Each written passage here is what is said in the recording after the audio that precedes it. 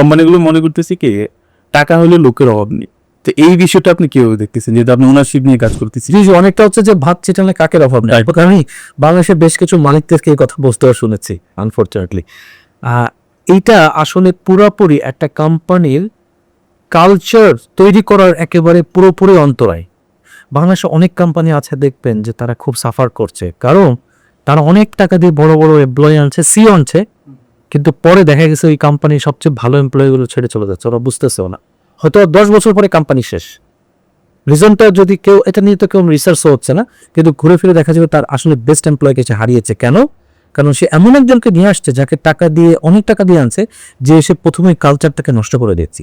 কারণ তার ফোকাসটা ছিল কি, কোম্পানিকে প্রফিট দেখানো, বা আমার রেভিনিউ কমে নাই, কিন্তু 1 বছর পরে ঠিকই দেখা যাবে যে 1 কোটি টাকা রেভিনিউ কমে গেছে। কারণ কারণ আগের মতো এমপ্লয়ি কিন্তু তারা কিন্তু সেই মানসিকভাবে চাঙ্গা অবস্থায় যে কাজ করা, সেই ফুর্তিটা কিন্তু ওদের মধ্যে নাই, স্বতঃস্ফূর্ততা নাই। কিন্তু এই কষ্টটা কিন্তু আমরা ধরতে পারছি না।